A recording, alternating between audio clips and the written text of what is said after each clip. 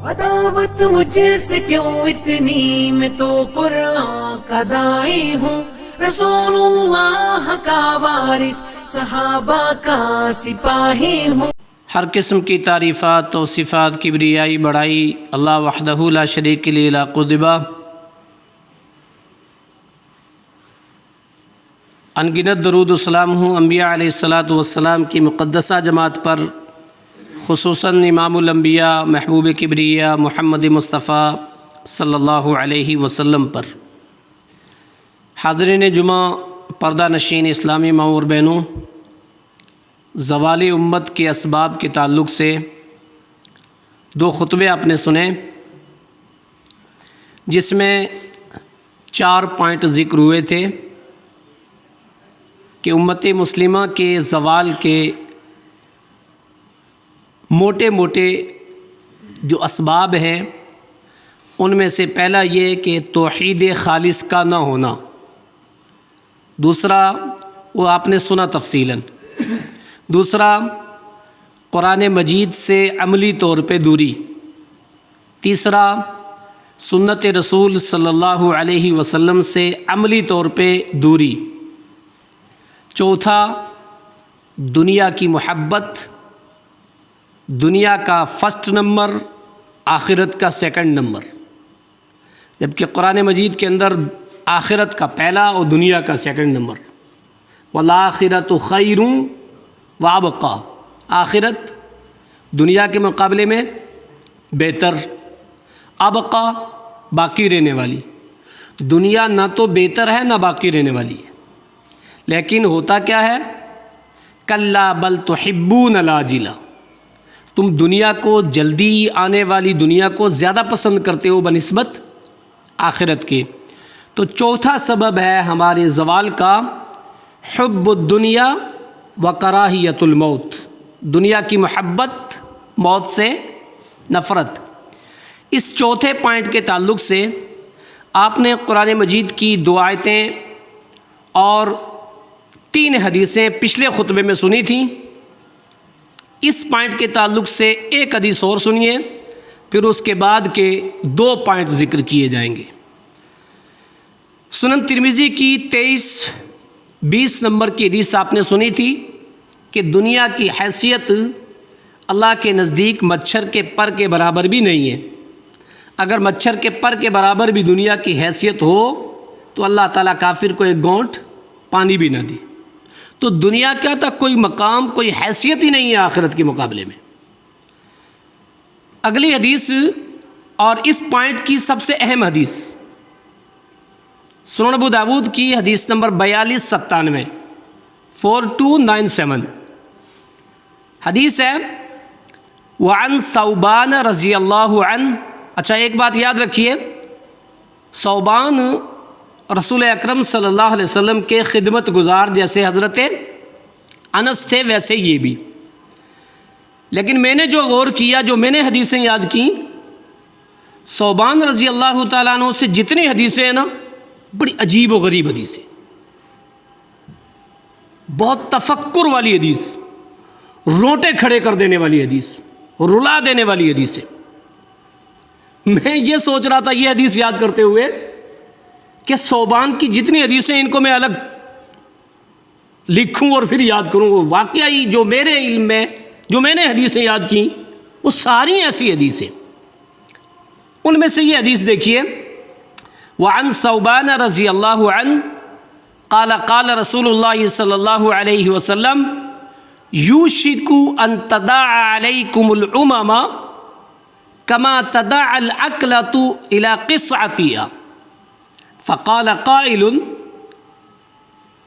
یا رسول اللہ صلی اللہ علیہ وسلم ومن قلتی نحن یومئذ قال لا بل انتم کثیرون بل انتم کثیر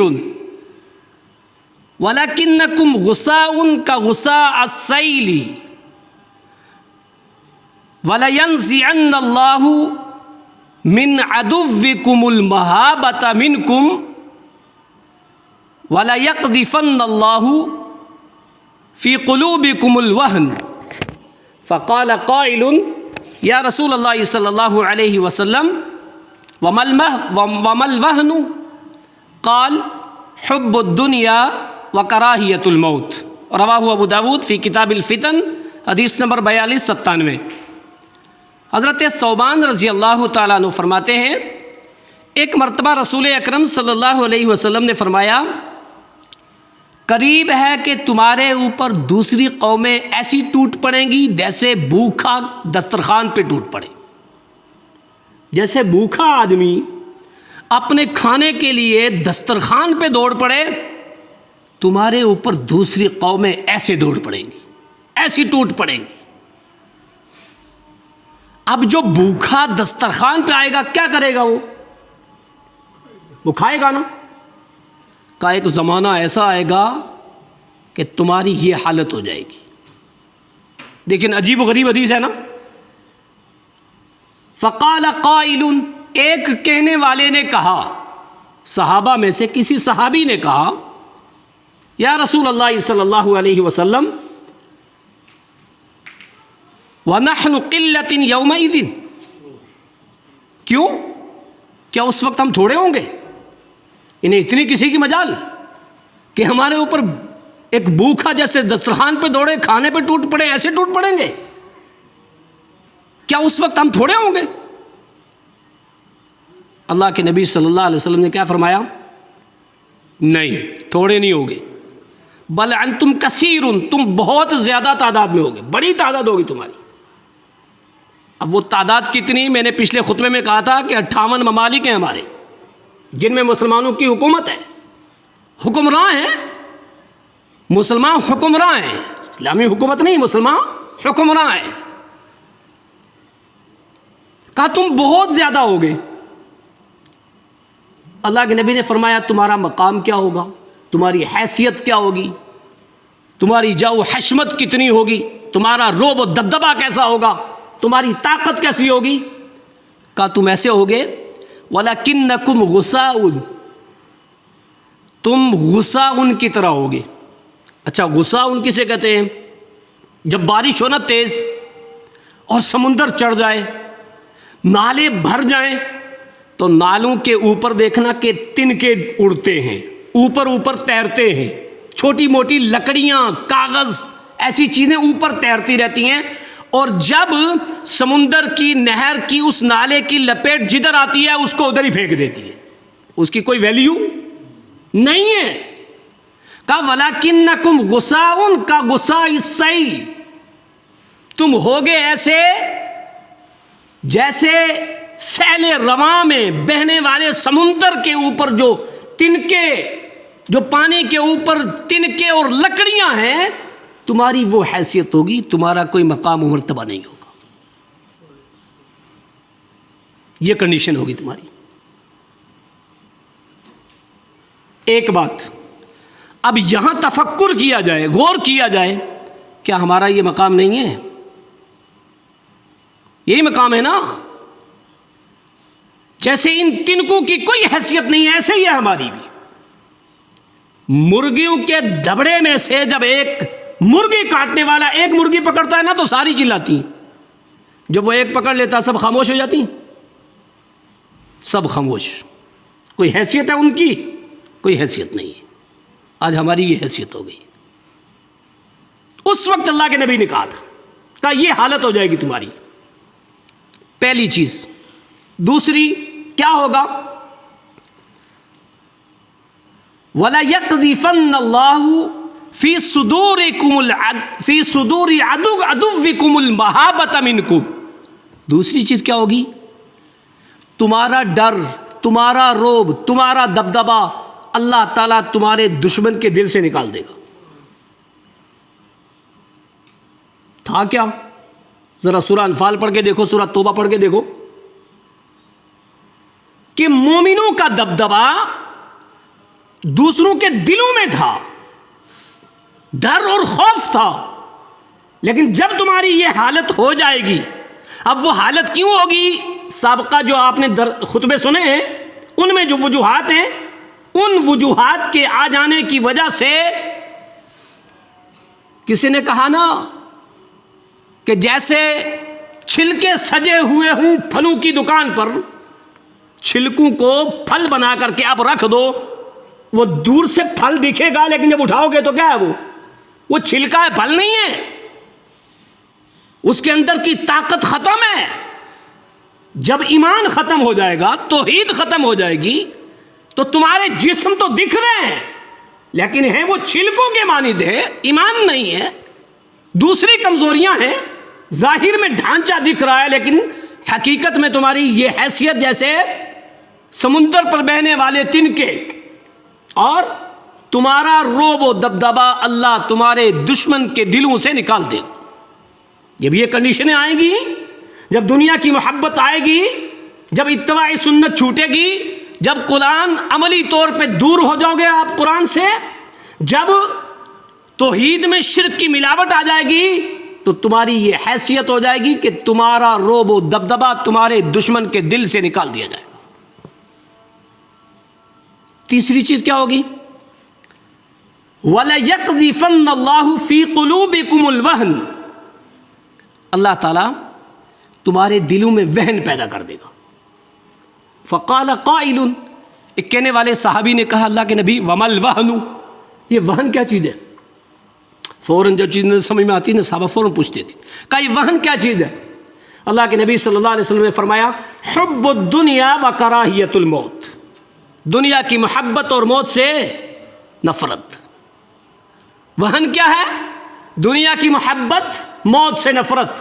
جاؤ 70-80 سالہ بوڑھے کو پوچھو، خواہشات اس کے بھی جوان ہیں، تمنائیں آرزویں اپنے پوتے پوتیوں کے لیے تیاری کر رہا ہے، دنیاوی لحاظ سے، موت سے ڈرتا ہے، پھر بھی دنیا کی آرزویں رکھی ہوئی ہیں، دنیا کی تمنائیں رکھی ہوئی ہیں، لیکن موت سے اب بھی ڈر لگتا ہے۔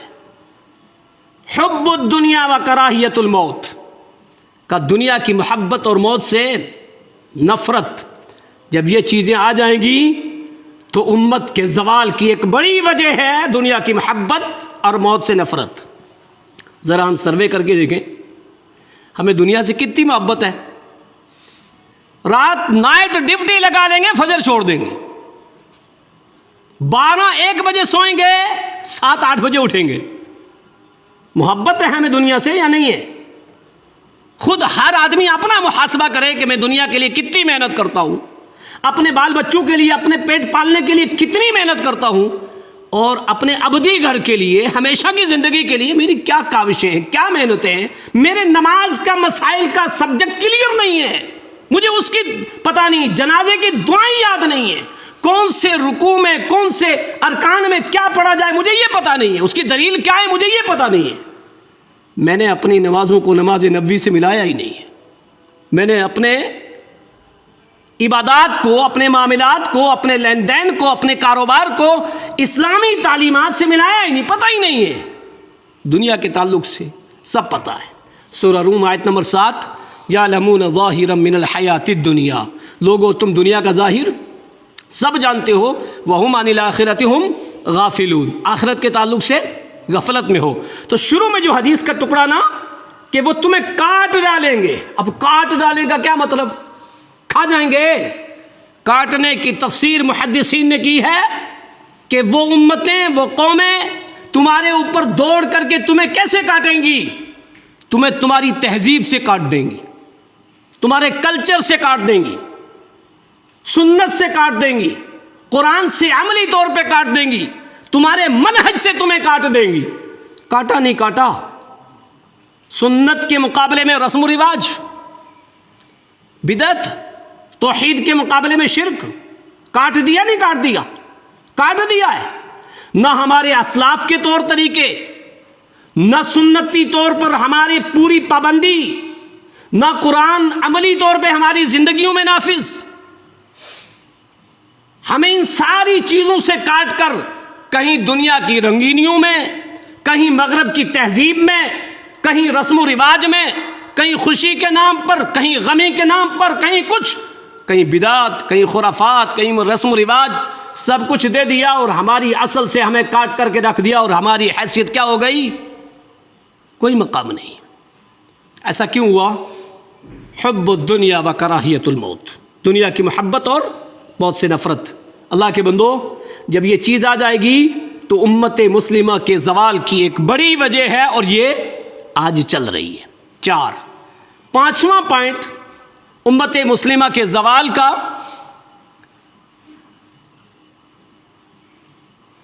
دعوت دین کے کام کو روک دینا، دعوت کا کام نہ کرنا۔ جب دعوت کا کام چھوڑ دیں گے تو زوال آئے گا، دعوت کا کام چھوڑیں گے زوال آئے گا۔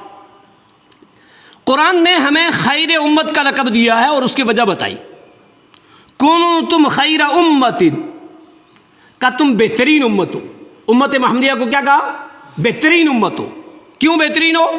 اس کی وجہ، تعمرون بالمعروف وتنہون عن المنکر، تم بہترین اس لیے ہو کہ معروف کا حکم دیتے ہو اور منکر سے روکتے ہو۔ جب معروف کا حکم دینا چھوڑ دیں گے، منکر سے روکنا چھوڑ دیں گے تو زوال آئے گا، اور یہ چیز بھی آئی۔ یہاں 2 چیزیں ہوئی ہیں۔ کیا؟ ایک طبقہ مسلمانوں کا وہ ہے کہ جو معروف جس کو سمجھ کر کے حکم دے رہا ہے وہ معروف نہیں ہے، کیونکہ معروف کسے کہتے ہیں؟ معروف کی ڈیفینیشن کیا ہے؟ ما امر اللہ ورسولہ، جس چیز کے کرنے کا اللہ اور اس کے رسول نے حکم دیا وہ ہے معروف۔ اب اگر کوئی آدمی ایسی چیز کو معروف سمجھے ہوا ہو، بھلائی اور نیکی سمجھا ہوا ہو، اور وہ نیکی اور بھلائی نہیں ہے، مثالیں آپ معاشرے میں، سوسائٹی میں کئی ساری دیکھ سکتے ہیں کہ لوگ اس کو معروف سمجھ کر، نیکی سمجھ کر، بھلائی سمجھ کر کے کرتے ہیں۔ یہ سوائے رسم و رواج کے، سوائے ایک ہماری اپنی تہذیب کے، جو اپنی بنائی ہوئی تہذیب ہے، اسلام کی تہذیب نہیں ہے، یا بدعت ہے، خرافات ہے، اس کے علاوہ کچھ نہیں ہے۔ کچھ لوگوں نے اس کو معروف سمجھا ہوا ہے، لگے ہیں اس پہ، یہ معروف ہے۔ معروف کو پہلے جاننا ضروری ہے، معروف کسے کہتے ہیں۔ منکر کا جاننا ضروری ہے کہ منکر کسے کہتے ہیں۔ ان دونوں کو جاننے کے بعد پھر کیا کرنا ہے؟ پہلے اپنے نفس پر لاگو کرنا ہے، خود عمل کرنا ہے، پھر دوسروں کو حکم دینا ہے۔ ورنہ ایک حدیث ہے، یجاء بالرجل یوم القیامۃ، قیامت کے روز ایک بندے کو لایا جائے گا، فیدخل فی النار، اس کو جہنم میں ڈال دیا جائے گا، اور بس جہنم سے ڈال کے نکالا ہی جائے گا۔ فیدور کما یدور الحمار فیجتمع علیہ اصحاب النار، وہ جہنم کے مڑیر پہ ایسے گول چکر لگائے گا، یجتمع علیہ اصحاب النار، سارے جہنمی موجود ہوں گے جو ابھی جہنم میں جانے والے ہوں گے، گئے نہیں ہوں گے۔ فتندلک اقطابہ، اس کا پیٹ اندر سے پھٹا ہوا ہوگا، اس کی مشینریاں اندر کی باہر نکلی ہوئی، اور چکر لگا رہا ہے، وہ سارے ڈر گئے دیکھ کے۔ وہ سب کیا کہیں گے؟ ما شانک یا فلان، اے شخص تیرا یہ حال کیوں ہو گیا؟ یہ کیا ہو گیا تیرا حال؟ ایسا کیوں ہوا؟ کیا کہے گا؟ کنت آمرکم بالمعروف، ما شانکم یا فلان، تیرا یہ حال کیوں ہو گیا؟ الیس کنت تأمر بالمعروف وتنہی عن المنکر، کیا تو دنیا میں معروف کا حکم نہیں دیتا تھا، منکر سے روکتا نہیں تھا؟ اس لیے وہ کیا کہے گا؟ کنت آمرکم بالمعروف ولا آتیہ، میں لوگوں کو تو کہتا تھا لیکن خود نہیں کرتا تھا۔ وانہاکم عن المنکر، اور میں لوگوں کو منکر سے روکتا تھا، وآتیہ، خود منکر کرتا تھا۔ ایک بندہ دوسرے کو روکے کہ یہ بدعت ہے، وہ بدعت خود کر رہا ہے، دوسرے کو روکے یہ گناہ ہے، وہ گناہ خود کر رہا ہے۔ تو سب سے پہلے مسلمانوں کو یہ جاننا ضروری ہے کہ معروف کسے کہتے ہیں اور منکر کیا ہے۔ اس کو جاننے کے بعد خود اس پر عمل کریں۔ پھر دوسرا فرض بنتا ہے، خیر امت کا لقب اسی لیے دیا ہے کہ دعوت دین کا کام کریں، اور جب دعوت دین کا کام نہیں کریں گے تو پھر ہلاکت و بربادی آئے گی۔ دلیل کیا ہے؟ حدیث سنیے۔ وعن حذیفہ بن یامان رضی اللہ عنہ قال قال رسول اللہ صلی اللہ علیہ وسلم والذی نفس محمد بیدہ لتأمرن بالمعروف ولتنہون عن المنکر او لیوشکن اللہ ان یبعث علیکم عقابا منہ ثم تدعونہ فلا یستجاب لکم، رواہ الترمذی، حدیث نمبر 2169، سنن ترمذی کی حدیث 2169 ہے۔ حذیفہ بن یامان صحابی رسول راوی حدیث ہیں، وہ فرماتے ہیں اللہ کے نبی صلی اللہ علیہ وسلم نے فرمایا اس ذات کی قسم جس کے ہاتھ میں میری جان ہے، تم کیا کرو؟ معروف کا حکم دو اور منکر سے روکو. لتنہون عن المنکر لتأمرن بالمعروف، منکر سے روکو اور معروف کا حکم دو. اگر تم معروف کا حکم دینا نہیں چھوڑو گے، دینا چھوڑ دو گے، منکر سے روکنا چھوڑ دو گے، تو پھر کیا ہوگا؟ اللہ تعالیٰ اپنی طرف سے تمہارے اوپر ایسا عذاب نازل کرے گا، عقابا منہ، اپنی طرف سے رب العالمین ایسا عذاب نازل کرے گا. ثم تدعونہ فلا یستجاب لکم، پھر تم دعائیں کرو گے، تمہاری دعائیں قبول نہیں ہوں گی. کیوں نہیں دعائیں قبول ہوگی؟ وجہ کیا بتائیے؟ کہ جب تم معروف کا حکم دینا چھوڑ دو گے، جب تم منکر سے روکنا چھوڑ دو گے، تو اللہ کی طرف سے تمہارے اوپر کوئی عذاب آئے گا اور تم دعائیں بھی کرو گے، تمہاری دعائیں قبول نہیں ہوں گی. پتہ کیا چلا؟ امت مسلمہ کے زوال کی ایک بڑی وجہ بھی یہ ہے کہ دعوت حق، دعوت دین منزل من اللہ. حق کیا ہے؟ الذین آمنوا وعملوا الصالحات وآمنوا بما نزل على محمد وهو الحق من ربهم. حق وہی ہے جو محمد رسول اللہ پر نازل ہوا. جب اس حق پر عمل کرنا اور اس حق کی دعوت دینا چھوڑ دیں گے تو کیا ہوگا؟ زوال آئے گا. اس کی زندہ جاوید مثال اس حدیث کے اندر موجود ہے کہ پھر تم دعائیں بھی کرو گے تو تمہاری دعائیں قبول نہیں ہوں گی. اس سلسلے کی سنن ابن ماجہ کی حدیث 4004 کیا ہے؟ ان عائشہ رضی اللہ عنہا قالت سمعت رسول اللہ صلی اللہ علیہ وسلم مروا بالمعروف ونہوا عن المنکر قبل ان يدعوا فلا يستجاب لكم. اما عائشہ فرماتی ہیں اللہ کے نبی صلی اللہ علیہ وسلم نے فرمایا، حکم دیا، مرو، حکم دیا، آرڈر، مرو بالمعروف، لوگوں معروف کا حکم دو اور منکر سے روکو، قبل اس کے کہ تم دعائیں کرو اور تمہاری دعائیں قبول نہ ہوں. اس وقت کے آنے سے پہلے ایسا کر لو. آج دیکھو ایک بندہ جدھر سے گزر رہا ہے، کوئی شرک کر رہا ہے، کرنے دو نا، کون سا میں کر رہا ہوں. کوئی بدعت کر رہا ہے، کرنے دو نا، کون سا میں کر رہا ہوں. برائیاں معاشرے میں اس قدر عام. ایک دور ایسا تھا کوئی بزرگ گزرتا محلے کا تو محلے کے بچے ڈر کے بھاگ جاتے تھے. آج وہ بزرگ ڈرتے ہوئے اس بچے کو کچھ نہیں کہتے کہ تو سگریٹ کیوں پی رہا ہے، یہ آگے سے بےزتی کر دے گا. وہ کوئی غلط کام کر رہا ہے تو کر رہا ہے، وہ ڈر کی وجہ سے نہیں روک رہے. معاشرہ ایسا ہو گیا. کہا ایسا مت کرو، معروف کا حکم دیتے رہو. جہاں تم دیکھو معروف وہاں حکم دو اور جہاں منکر دیکھو وہاں اس سے روکو. جب یہ دو چیزیں تمہارے اندر رہیں گی تو کیا ہوگا؟ زوال امت سے بچو گے. ہماری بربادی کا ایک بڑی وجہ یہ بھی رہی ہے کہ ہم نے معروف کا حکم نہیں دیا. ہم نے کم حکومت تھوڑی کی ہے. یہاں پہ 200 سال تھوڑے ہوتے ہیں کیا؟ جاؤ بابر سے لے کر بہادر شاہ ظفر تک 200 سال کا دورانیہ. لیکن اس دور میں کیا مسلمان حکمرانوں نے زمین کو مسخر کیا، قلعوں کو فتح کیا، جگہوں کو فتح کیا. کاش لوگوں کے دلوں کو مسخر کیا ہوتا. اور لوگوں کے دل مسخر کس سے ہوتے ہیں؟ توحید سے، دعوت دین سے. دعوت دین کا کام نہ کر کے قطب مینار بنایا، لال قلعہ بنایا، تاج محل بنایا، فلاں اور فلاں بنایا.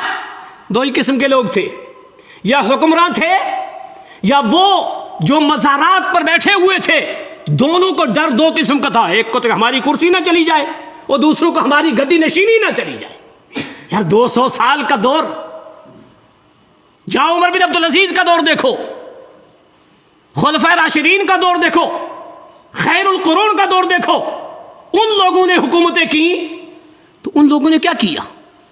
گاندھی جی نے ایسے ہی کہا، ایسے تھوڑا کہا تھا کہ میرے پاس مثال کے لیے عمر بن خطاب اور عمر بن عبدالعزیز کے علاوہ نہیں ہے کوئی ایسا کہ میں یہ کہوں کہ اگر تمہیں مثالی حکمراں بننا ہے تو عمر بن عبدالعزیز عمر بن خطاب جیسا بنو. گاندھی جی کا اسٹیٹمنٹ موجود ہے یہ. لیکن ہم مسلمانوں نے یہ غلطیاں کی ہیں. لمحوں نے خطا کی، صدیوں نے سزا پائی. یہ ہم نے خطا کی، آج ہم سزا بھگت رہے. کاش ہم دعوت کا کام کرتے، حق کا کام کرتے، لوگوں تک قرآن کا پیغام پہنچاتے، پیغمبر اسلام کا پیغام پہنچاتے، سچا دین پہنچاتے، انسانیت کا درس دیتے، ملنساری کا درس جو اسلام نے دیا ہے وہ پہنچاتے غیروں تک. آج یہ حالت نہ ہوتی. ہم نے یہ کوتاہیاں کی، نتیجہ کیا ہوا؟ ہم سے وہ چیز چھن گئی اور زوال کا ایک بڑی وجہ یہ بن گئی کہ دین کا کام نہ کرنا. آج بھی دیکھ لو، جاؤ جس قوم کو اس کی تہذیب سے کاٹ دیا جائے، اس کے تعلیم سے کاٹ دیا جائے، اس کے اصل چیز سے کاٹ دیا جائے، اس کی کوئی ویلیو نہیں. ہمارے ساتھ ایسا ہی ہوا. بھوکے انسانوں کی طرح ٹوٹ پڑے اور آج ہماری اس اصل چیز سے کاٹ کر کے نقل کو اصل بنا کر کے دیا ہوا. ہم بھی اس نقل کو اصل سمجھ رہے ہیں، ہم بھی اس کو اصل سمجھ رہے ہیں، ہم بھی اس کو دین سمجھ رہے ہیں. اللہ کے بندو، اگر اس زوال سے نکلنا ہے تو قرآن و حدیث کی تعلیمات اپنے گھروں میں رکھو. میں نے پچھلے خطبے میں کہا تھا کہ جس گاؤں کے اندر بارش نہ ہو فصلیں برباد ہو جاتی ہیں، اور جس گھر میں قرآن و حدیث کی تعلیم نہ ہو تو نسلیں برباد ہو جاتی ہیں. ہمارے ساتھ ایسا ہوا ہے. ہماری نسلیں برباد ہوئی ہیں قرآن و حدیث کی تعلیم نہ ہونے کی وجہ سے، دعوت دین کا کام نہ کرنے کی وجہ سے. اس زوال سے نکلنے کا ایک ہی ذریعہ ہے کہ ہم قرآن سے جڑیں، ہم قرآن کے گائیڈ حدیث سے جڑیں اور اس پر خود عمل کریں اور اس کی تعلیمات کو لوگوں کے سامنے عام کریں. پانچویں وجہ یہ تھی ہماری بربادی کی، دعوت دین کا کام نہ کرنا. چھٹی وجہ جو ہماری بربادی کی ہے وہ کیا ہے؟ ہمارے زوال کی ہے، وہ ہے آپسی اختلافات.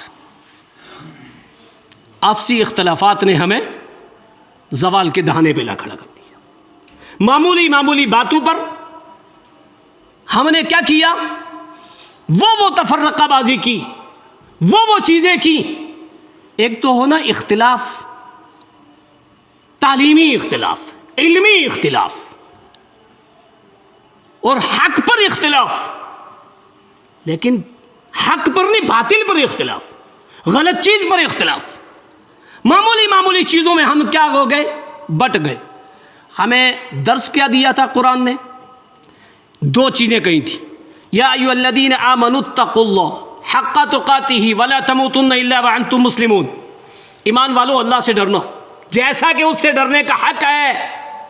یہ بات. اور دوسری بات واعتصموا بحبل اللہ جمیعا. یہ دونوں آیتیں ایک ساتھ ہیں، چوتھے پارے کا دوسرا صفحہ سورہ آل عمران کا. واعتصموا بحبل اللہ جمیعا، اللہ کی رسی کو مضبوطی سے پکڑ لینا. اب حبل اللہ سے مراد کیا ہے؟ مفسرین کیا لکھتے ہیں؟ ای بکتابی و سنہ. حبل اللہ سے مراد اللہ کی کتاب اور نبی کا طریقہ. اللہ کی رسی کیا ہے؟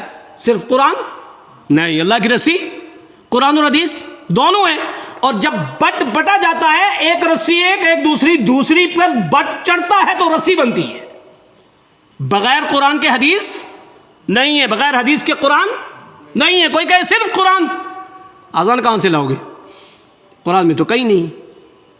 پتہ کیا چلا؟ کچھ کہتے ہیں نا پہلے قرآن پھر حدیث. نہیں، یہ غلط بات ہے. قرآن اور حدیث دونوں لازم اور ملزوم ہیں. بغیر حدیث کے ہم یہ نہیں کہہ سکتے پہلی وحی کون سی ہے، دوسری وحی کون سی ہے، سبب نزول کیا ہے، نہیں معلوم ہے. قرآن اور حدیث دونوں لازم اور ملزوم ہیں. اللہ نے ہمیں یہ کہا تھا کہ اس رسی کو مضبوطی سے پکڑ لینا. اور پہلے خطبے میں آپ نے یہ سنا تھا کہ ایسی کتاب نازل کی ہے جس کا ایک سرا میرے پاس ہے، دوسرا تمہارے پاس. جب تک مضبوطی سے پکڑے رہو گے لن تضلوا ولن تهلكوا بعده ابدا. کوئی بھی قوم تمہارے اوپر حاوی نہیں ہو سکتی، تم گمراہ بھی نہیں ہو سکتے. کیا ہو گیا؟ گمراہی بھی آئی اور قومیں حاوی بھی ہوئی. کیوں؟ ہم سے چھوٹ گئی. وہ جس مضبوطی سے ہمیں رسی کو پکڑنا تھا اور کہا تھا وَلَا تَفَرَّقُوا فرقوں فرقوں میں مت بٹنا. ہم نے وہی چیز کی, اس رسی کو چھوڑ دیا اور ہم فرقوں فرقوں میں بٹ گئے. اسی طرح سے سورہ انعام کی آیت ان الذین فرقوا دینہم وکانوا شیعا. پتہ ہے کچھ لوگ کہتے ہیں ہاں کیا ہو گیا ہم شیعہ, تو ہمارا لفظ تو قرآن میں موجود ہے, شیعہ کا لفظ ہے.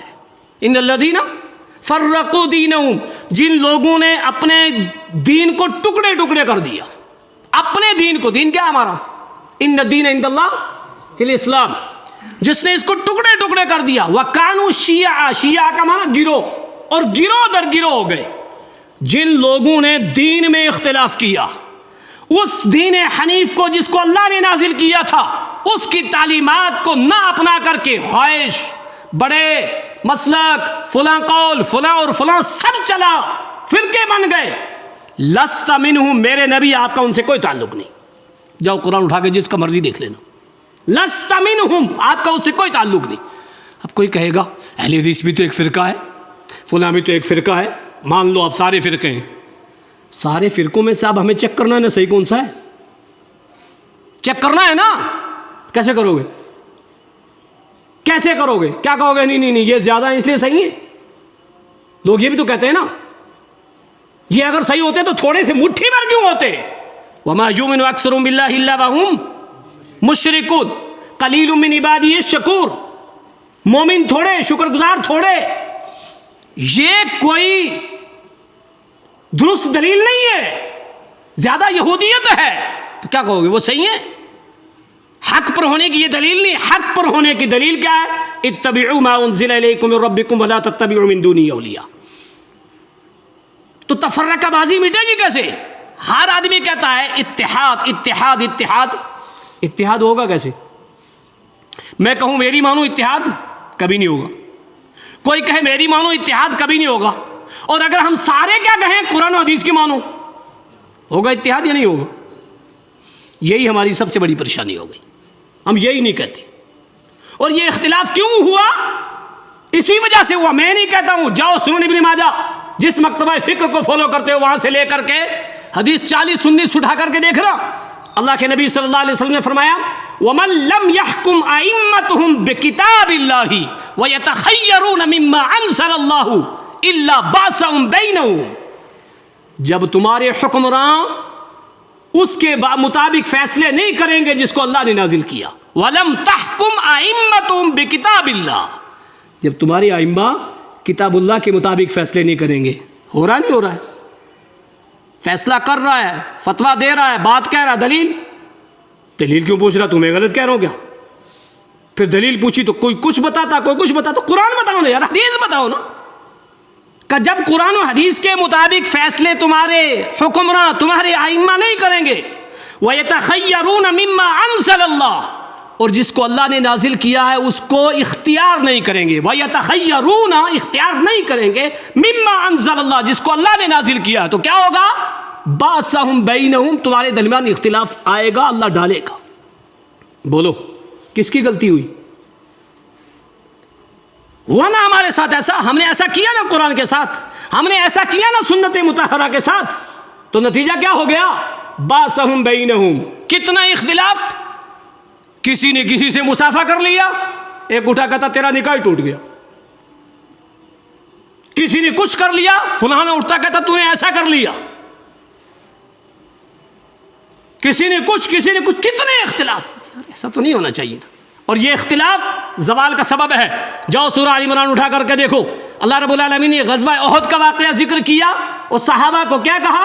وَلَقَدْ صَدَقَكُمُ اللَّهُ وَعْدَهُ, اللہ کے حکم سے تم کامیابی کی طرف جا رہے تھے, تم فلاح کی طرف جا رہے تھے, نجات کی طرف جا رہے تھے, تم کامیاب ہو رہے تھے, لیکن ہوا کیا؟ اِذْ تَحُسُّونَهُمْ بِإِذْنِهِ حَتَّى إِذَا فَشِلْتُمْ وَتَنَازَعْتُمْ وَعَصَيْتُمْ, جب تم نے اختلاف کیا اور تم نے میرے رسول کی نافرمانی کی. اختلاف کیا کیا تھا؟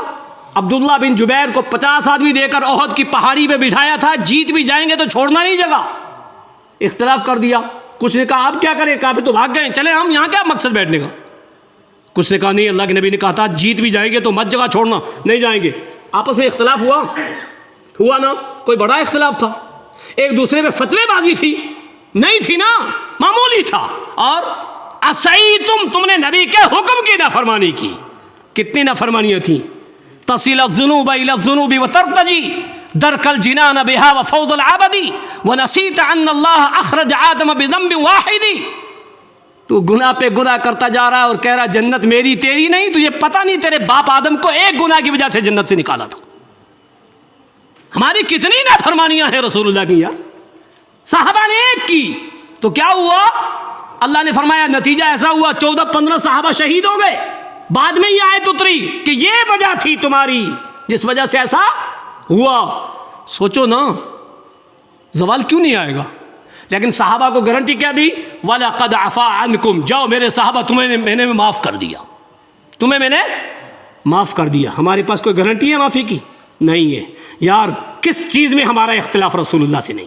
نماز میں ہمارا اختلاف، طہارت میں ہمارا اختلاف، مخالفت رسول کتنی ہے، قرآن کی تعلیمات سے کتنی دوری ہے، تو پھر کیوں نہیں ہوگا ایسا؟ کہ جب ایسا کرو گے تو کیا ہو جائے گا؟ تم زوال کے دہانے پہ پہنچ جاؤ گے، اور زوال کی ایک بڑی وجہ ہوگی قرآن مجید کی آیت زندہ جاوید مثال ہے کہ تھوڑا سا اختلاف اور تھوڑی سی رسول اللہ کی ماری کیا ہوئی؟ نافرمانی ہوئی تو نتیجہ یہ بدل گیا۔ بعد میں آیت اتری اور وجہ بتائی کہ یہ اس لیے ہوا ہے۔ ہمارے اختلاف کتنے ہیں؟ اللہ کے بندو دل کشادہ رکھو۔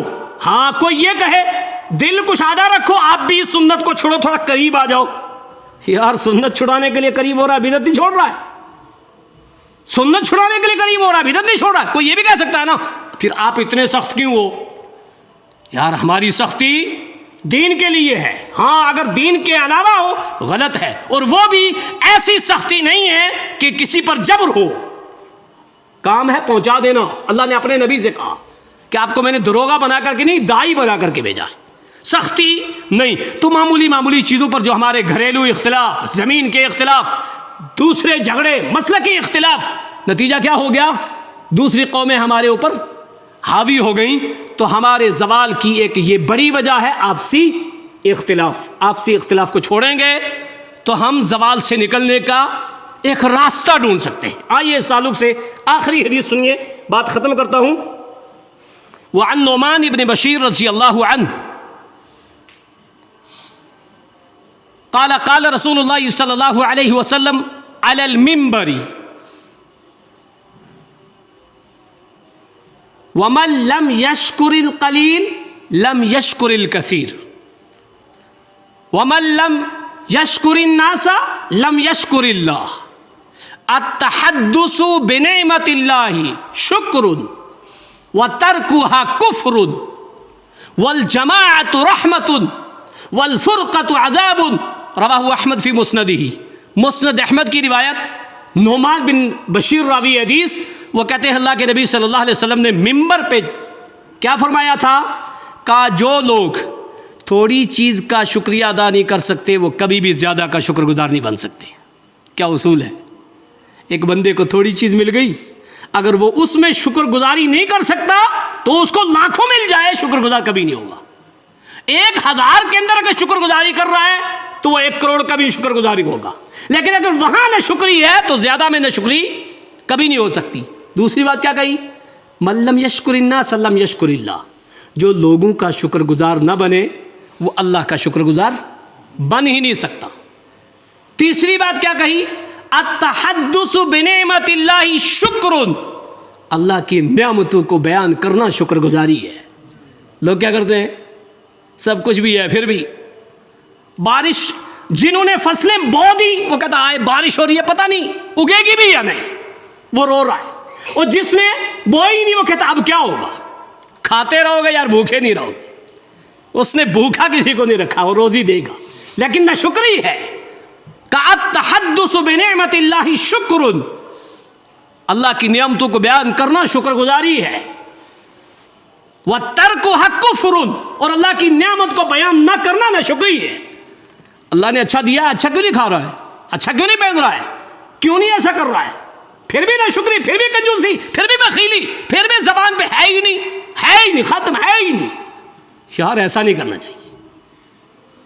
دوسرا جو موضوع سے متعلق آخری جملہ وہ کیا؟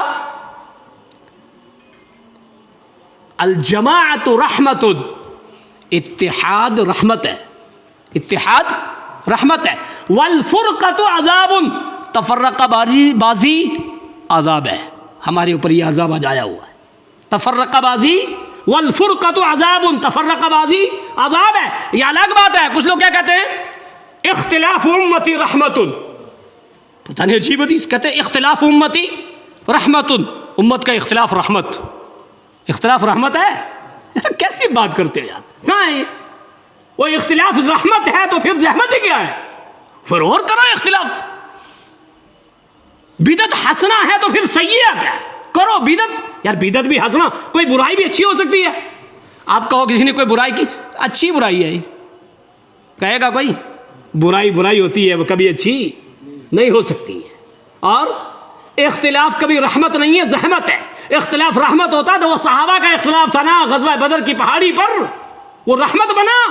صحابہ کو اللہ نے کہا جاؤ میں نے تمہیں معاف کر دیا، تم نے ایسا کیا تھا اس لیے ایسا ہوا ہے، اگر تم ایسا نہ کرتے تو یہ نہیں ہوتا، لیکن جاؤ میں نے تمہیں معاف کیا ہے.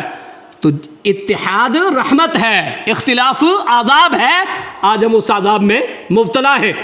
اختلاف کو کم کرو، دلوں کو کشادہ رکھو، دوسروں کے لیے جگہ رکھو، دین کی بات پہنچاؤ. مانے تو مانے، نہ مانے تو آپ دروگا نہیں ہو. سختی مت کرو.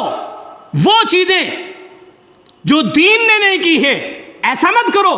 ہماری یہ حالت ہوگی کہ اختلاف میں اتنا دور چلے گئے کہ ہم زوال کے دہانے پہ پہنچ گئے. ہمارے زوال کی یہ 6 وجہ ہے جس کی وجہ سے امت مسلمہ پر زوال آیا ہے. وقت نہیں ہے کیونکہ آنے والا خطبہ یہ جو حرمت والے مہینے ہیں ذی القعدہ اور ذی الحجہ وہ بہت اہم ہیں. اس لیے اس ٹاپک پہ اور بھی بہت ساری چیزیں بیان کرنے لائق تھیں، لیکن انشاءاللہ بعد میں کبھی اللہ تعالیٰ مجھے اور آپ سب کو جو 6 پوائنٹ بیان ہوئے ہیں ان کو سمجھنے اور اپنا محاسبہ کر کے غلط چیزوں کو نکالنے اور اچھی چیزوں کو اپنانے کی توفیق عطا فرمائے. پروردگار عالم دنیا میں جہاں کئی مسلمان پریشان ہیں یا اللہ ان کی پریشانیوں کو دور فرما. یا اللہ جو مومنین اس دنیا سے جا چکے ہیں یا اللہ سب کی بخشش فرما. یا اللہ جو